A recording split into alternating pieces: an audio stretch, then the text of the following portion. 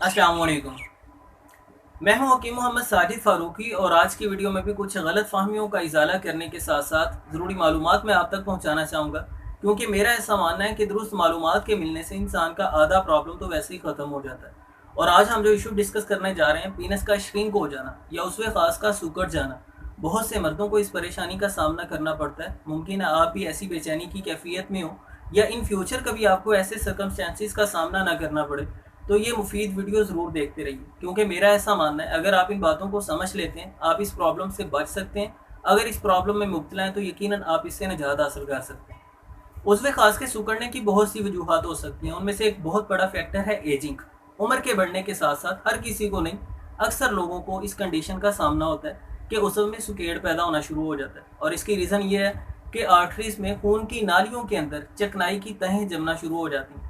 जब वो चिकनाई की तहें जमती हैं तो ज़ाहिर सी बात है कि इससे ब्लड फ्लो मुतासर होता है और इरेक्शन का सारा ताल्लुक दौरान खून पर ही मुनहसर है। यानी इरेक्टाइल जो ट्यूब्स हैं वो कमज़ोर होना शुरू हो जाती हैं, उन टिश्यूज़ में वीकनेस पैदा होना शुरू हो जाती है।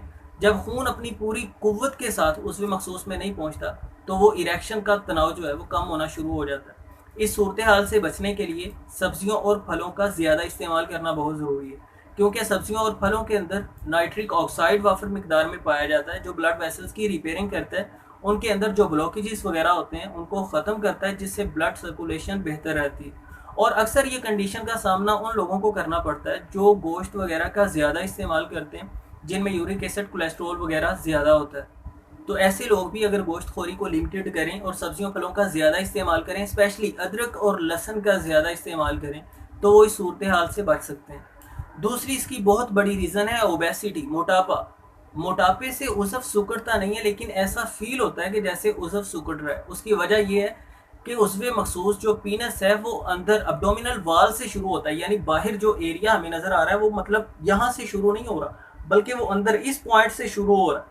तो जब वो पीछे से शुरू हो रहा होता है, मोटापे से ये कैफियत पैदा हो जाती है कि बेली एक्सपेंड हो जाती है, यानी पेट आगे को बढ़ जाता है, अंदर चर्बी की तहें जमना शुरू हो जाती हैं जो धकेल कर इस दीवार को बाहर को लाती हैं।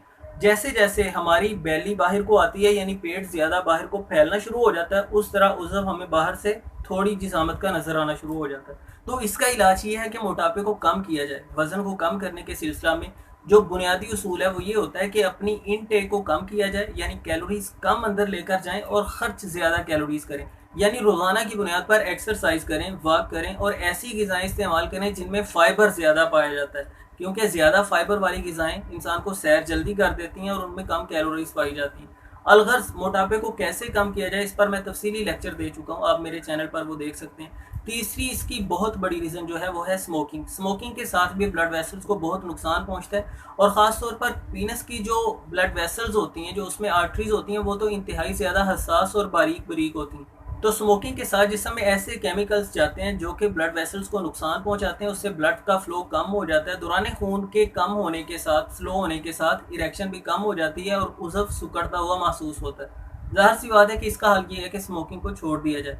इसकी और भी बहुत सी रीज़न्स हो सकती हैं, मसलन कुछ ऐसी मेडिकेशन स्ट्रेस वगैरह को ख़त्म करने के लिए जो एलोपैथिक अद्विया इस्तेमाल की जाती हैं, वो भी ब्लड सर्कुलेशन पर असरअंदाज होती हैं, उससे भी ऐसी कैफियत पैदा हो सकती है। इसी तरह प्रोस्टेट की सर्जरी के बायस भी इस तरह की कंडीशन पैदा हो सकती है। मैं आपको ये आगाही देना चाह रहा हूँ कि ऐसा कैसे मुमकिन है कि कोई एक ही एक्सटर्नल मेडिसिन हम इस्तेमाल करें जिससे हमारे ये सारे अवारजात ख़त्म हो जाएं। नहीं, हमें सबब को मलहूज़ रखना होगा, उसके मुताबिक अपने लाइफ स्टाइल को भी बेहतर करना होगा, ग़िज़ाई रूटीन को बेहतर करना होगा, और उसके साथ हमें मुनासिब मेडिकेशन करना होगी। इसी सूरत में हम परमानेंट किसी मरज़ से छुटकारा पा सकते हैं।